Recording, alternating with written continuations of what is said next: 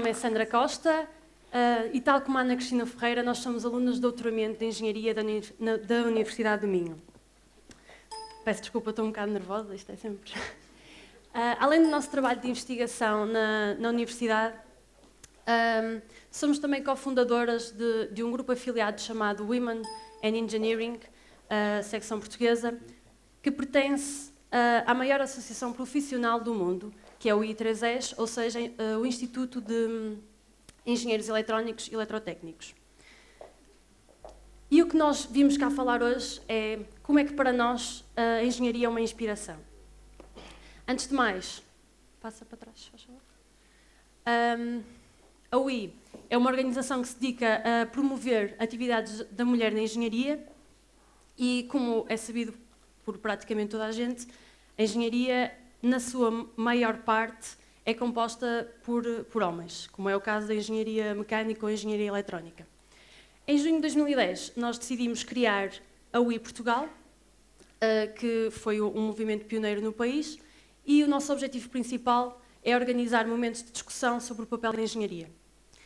A engenharia não tem género, foi uma conclusão a que chegamos na nossa primeira atividade, na tertúlia Engenharia no Feminino, que desafios, realizada em dezembro de 2010, e reunimos um lote de convidadas, todas engenheiras, de diferentes gerações e que estão em diferentes áreas, como por exemplo na indústria, no ensino ou na investigação. Uma das conclusões a que nós chegamos nesta tertúlia foi que um engenheiro de carreira não é agora uma profissão masculina como era considerada há 20 anos atrás. Tivemos também algumas iniciativas em parceria com a FNAC de Braga e Guimarães, e nestas iniciativas tentamos principalmente tratar assuntos atuais da sociedade, como por exemplo o papel da mulher na sociedade, a engenharia na Universidade do Minho, Guimarães como o berço da nacionalidade, e tivemos também a oportunidade de apresentar o TEDx Braga. Outra das nossas grandes atividades foi o 6º Congresso Luso-Moçambicano de Engenharia, em Moçambique, onde tivemos a oportunidade de partilhar muitas experiências e principalmente confirmar que a diferenciação entre homens e mulheres não precisa de ser encarado como um fator de desfavorecimento comparativamente com o sexo masculino. Foi também muito interessante saber que em Portugal, ao contrário do que acontece nos outros países, nunca houve limitação de acesso ao ensino superior às mulheres, simplesmente há uma falta de conhecimento sobre as exigências dos cursos de engenharia. Estivemos envolvidas ainda em outras atividades para as quais fomos convidadas, que estão descritas no nosso boletim trimestral UI Portugal, que está disponível no nosso site uiportugal.com. Mas, focando aquilo que nos traz cá hoje, Cristina, qual é a inspiração da UI Portugal? Bem, primeiro queria dizer bom dia a todos e respondendo à pergunta que a Sandra me fez, é precisamente gerar um conjunto de pessoas em que a principal inspiração e motivação é, de facto, a engenharia. Existem muitas áreas da engenharia e nós na UI somos um conjunto de mulheres investigadoras formadas em engenharia, de áreas diferentes. Tentamos, fundamentalmente, perceber de que forma é que áreas tão distintas, tão vastas, podem gerar um desenvolvimento sustentado da nossa sociedade. Desta forma, nós pensamos muito na engenharia como a nossa inspiração, nas nossas mais diversas atividades, e pensamos nela sempre como uma aplicação da ciência no desenvolvimento de ferramentas que nos permitam melhorar a nossa qualidade de vida, solucionar problemas criativamente e, de certa forma, eu acho que se conhecesse Deus, de certeza absoluta que iria ter uma conversa de engenheiro para engenheiro. Esta é uma das frases que eu vos trago aqui sobre aquilo que nós conscientemente achamos que é a responsabilidade de um engenheiro. Nas suas mais diversas aplicações, tentar encontrar estas ferramentas, estes engenhos, estas engenhocas, que nos permitam então melhorar a nossa qualidade de vida. Quando fomos convidadas, prazerosamente, para estar aqui hoje, tentamos, eu e a Sandra, fazer um primeiro exercício, que foi pensarmos qual teria sido o primeiro momento em que nos sentimos engenheiras. Pensamos, puxamos bastante pela cabeça, e o que é certo é que não nos lembramos exatamente de um momento em que isso foi definido.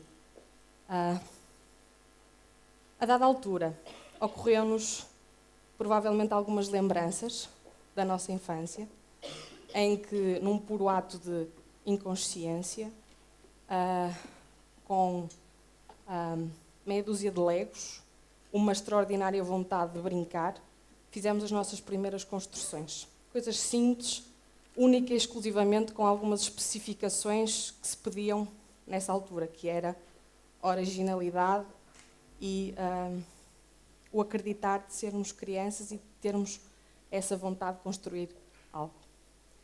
Esta mesma vontade, que eu acho que está intrínseca, não só a minha, a Sandra, provavelmente algumas caras que já vi, que sei que são engenheiros e que estão cá hoje, é de facto, provavelmente, a motivação que nos levou a ingressar por um curso de engenharia.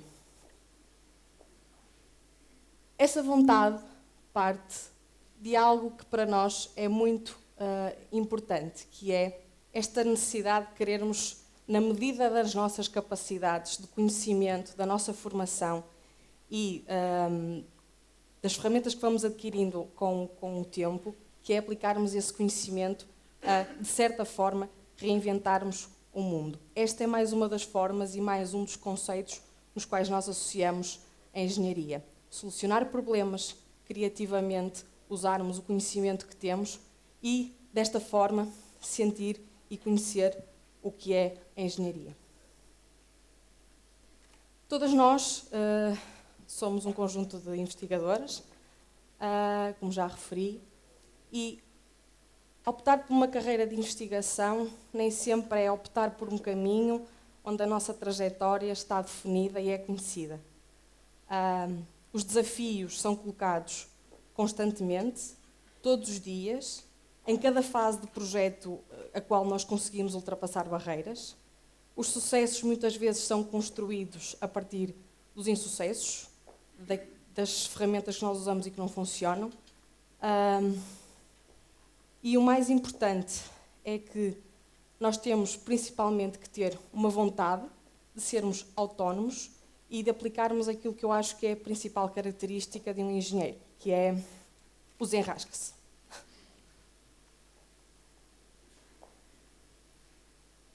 Mas nós não construímos o conhecimento sozinho. Precisamos de difundir ideias, abrir espaço a que as outras pessoas partilhem as suas ideias connosco.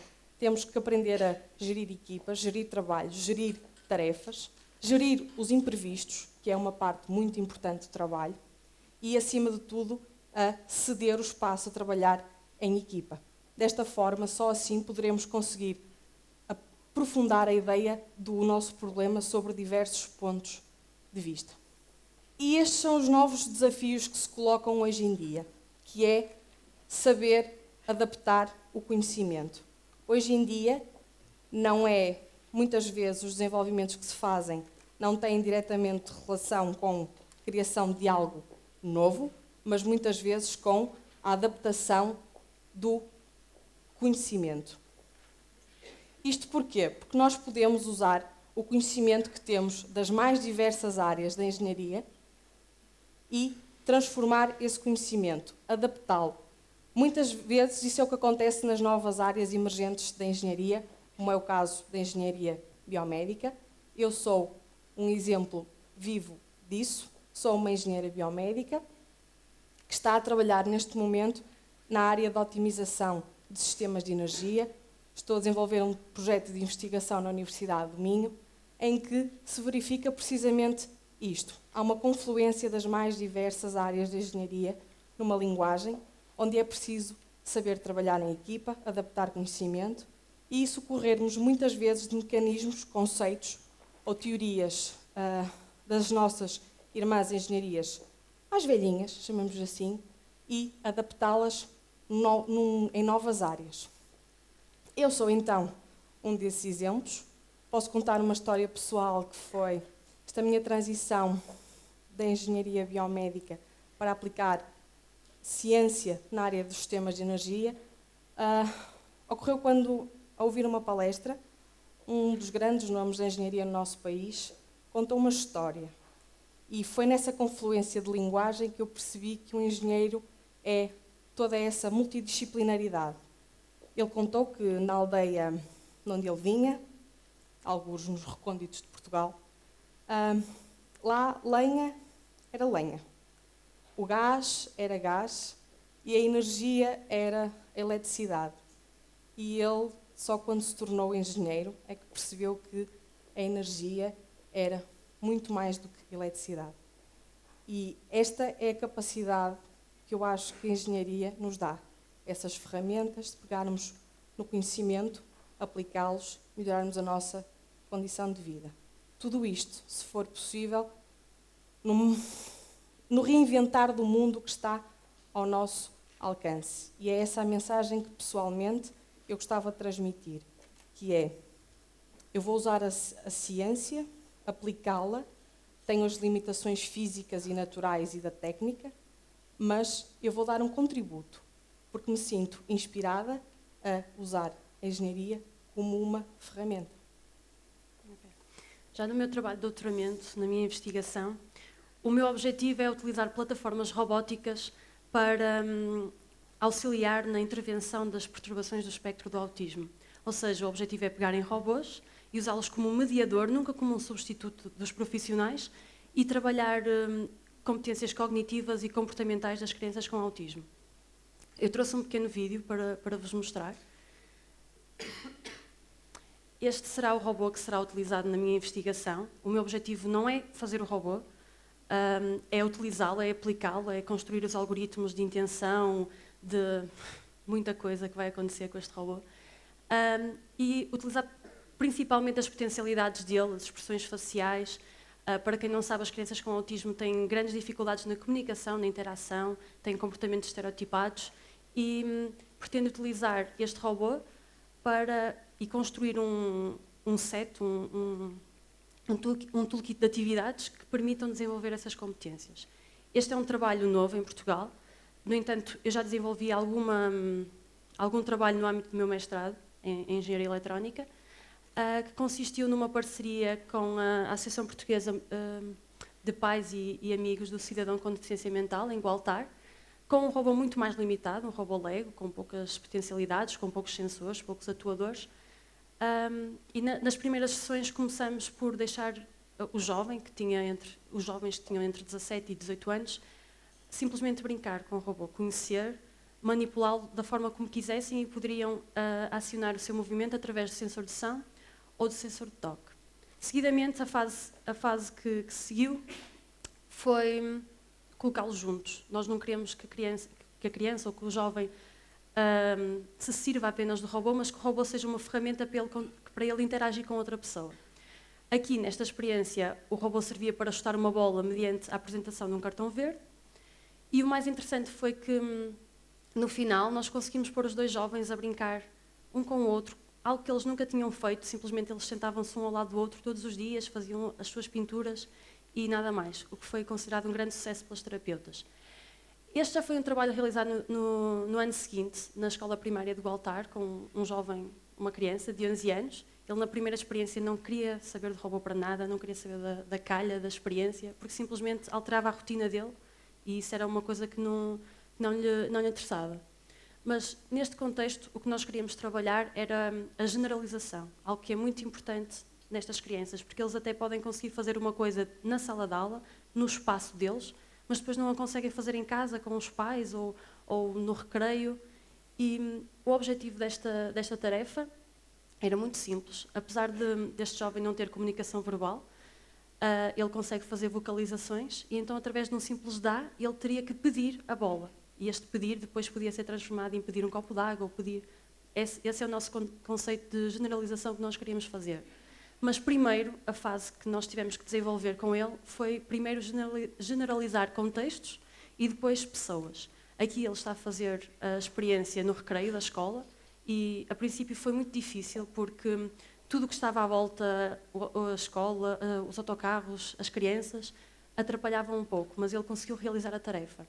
Por fim, e o grande sucesso desta experiência foi a realização da tarefa com uma pessoa que ele não conhecia, que nunca tinha interagido e realmente conseguiu fazer a experiência, o que foi considerado um grande sucesso pelas terapeutas. Por fim, finalizando, nós conseguimos ver aqui que em apenas 2 testemunhos vemos várias facetas da engenharia, em várias áreas do conhecimento. E é interessante ver também que, e para nós, engenharia é juntar trabalho e inspiração, é pegar em algo que supostamente não tem a ver, não se relaciona diretamente, e juntar isso e criar algo novo. Portanto, para nós, engenharia é colocar a tecnologia ao serviço do ser humano. É para isso que ela serve. Muito obrigada.